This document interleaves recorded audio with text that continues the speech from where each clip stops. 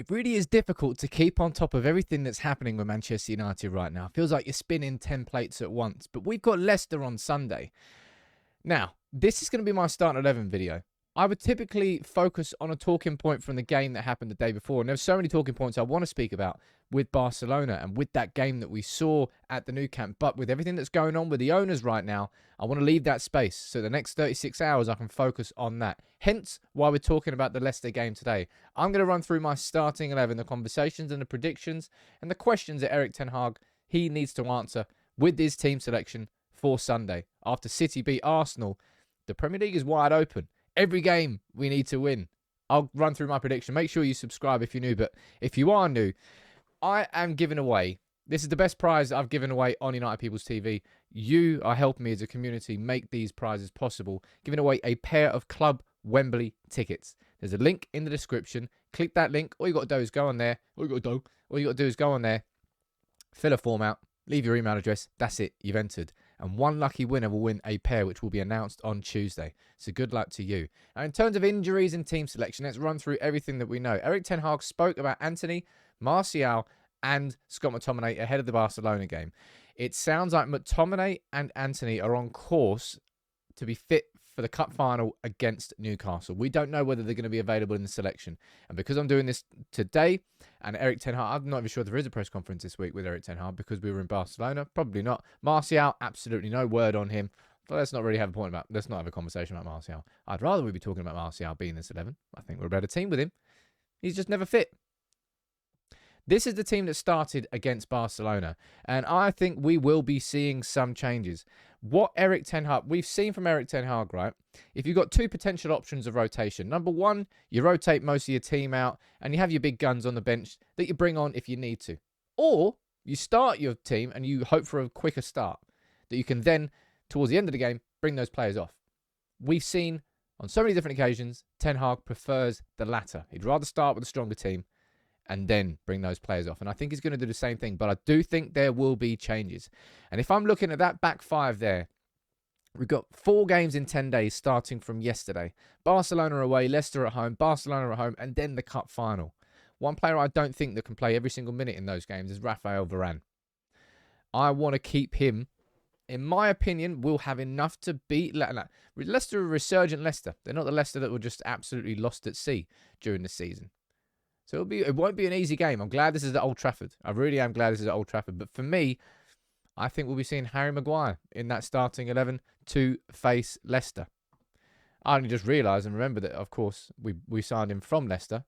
And maybe that's even another reason why I don't really particularly think it is. I believe this Manchester United team will have enough without Rafa Varane in this defence to beat Leicester. I would also if I'm going to be making changes, there's quite a few changes I'm making to this defence. I'm obviously going to be bringing Martinez back in, which means that Luke Shaw gets pushed out wide. You can let me know in the comments below. Who do you think that Malacia will play there and that Luke Shaw will get a rest? I don't think he will. Wan-Bissaka had a bit of a stinker against Barcelona away, but even if he played well, I'd probably bring Dalot back in and I keep the rotation going. It's something that Ten Hag has been doing. I think both of them deserve their place inside this squad. I think both of them have been playing, well, not at their absolute peak, Dalot certainly. But I would go with that as a back five against Leicester. I would go with Dalot and Shaw as the 2 fullbacks with Maguire and Martinez as the 2 centre-backs.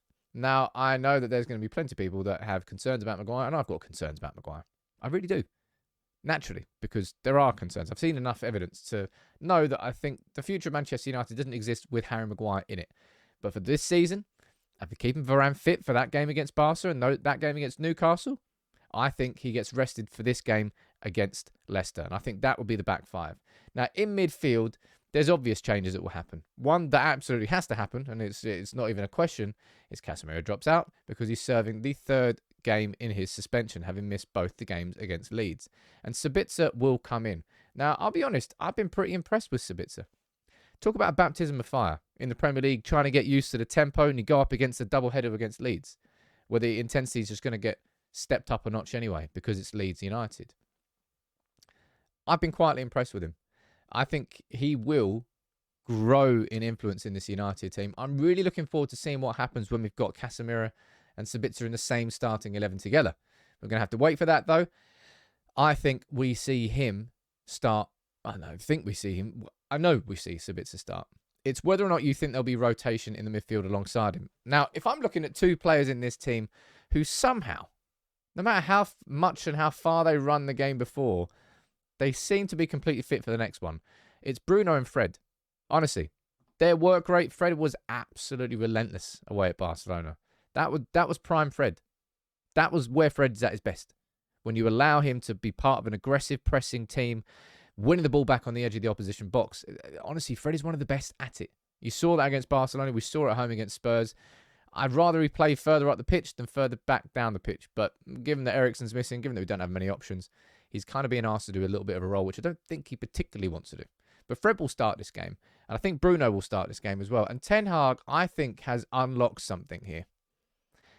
These are his comments about Weghorst playing in the number 10 role at Barcelona away. He said, it's not only about Wout, but he did well in that position. I know he can be.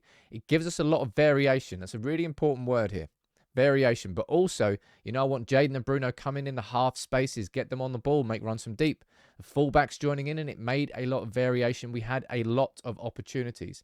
I think we now can confidently say Wout Weghorst is a better number 10 for Manchester United than he is a number 9. And that change really helped United against Barca. Because Weghorst was a little bit deeper, the out ball was there.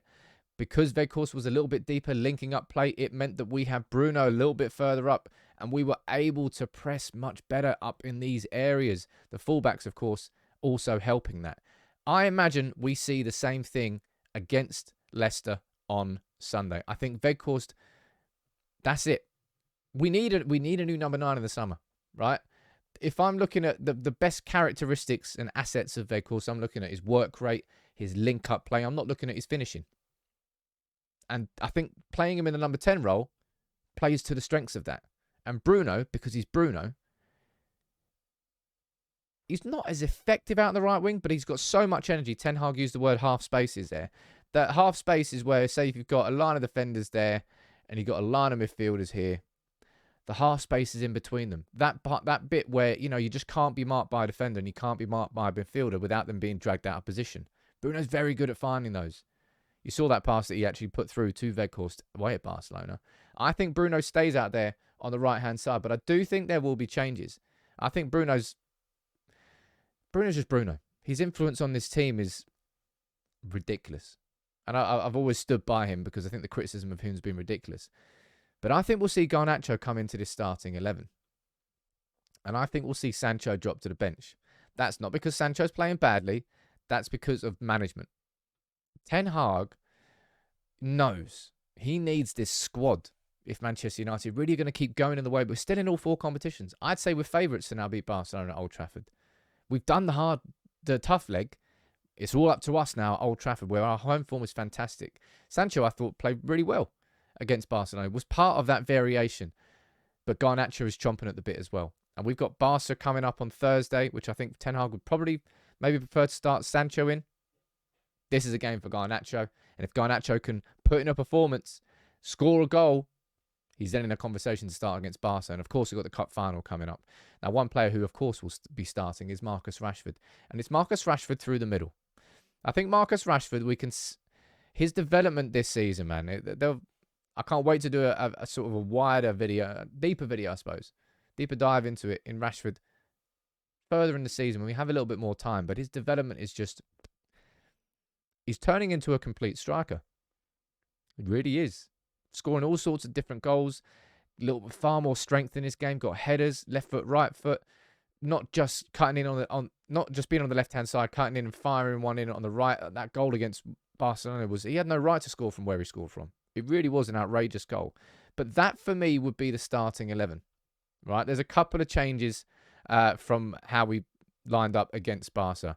I'm going Maguire in for Varane. I'm going Martinez back in the team for Luke Shaw, but Luke Shaw down there on the left-hand side. You've now got Sabitzer coming in for Casemiro. And the one change I'm going to do in attack is Garnacho in for Sancho. Now, my prediction for the game, I'm going for a 2-1. After City beat Arsenal, it really is game on. Everything's a possibility. We have to just keep trying to turn these, just keep winning. Just keep the momentum going. And it's hard, man. Every few days. And I'm not complaining about the schedule. I just don't think anybody planned for it to come this early. And our squad isn't deep enough to be coping with it without having the drop off. That's why I would make some of the changes and hopefully keep Varane fresh for the game on Thursday. You can let me know your predictions in the comments below. But that's my starting 11 with those changes there. Maguire in for Varane. Probably might make a few of you shit your pants. But alongside Martinez, I still think we'd have enough, even if there are weaknesses. I want to protect Varane a little bit. It's my opinion. You can let me know. I'm going for a 2-1 win. But, it's covering United at the moment. Just, it's exciting as hell as a fan. It really is. But I don't know where to look. Now, in this video, we're looking ahead at Sunday. My prediction's 2-1. You can let me know yours in the comments. And as I said as well, there is a link in the description. Enter the competition. You could win a pair of Club Wembley tickets. Now, that is a giveaway.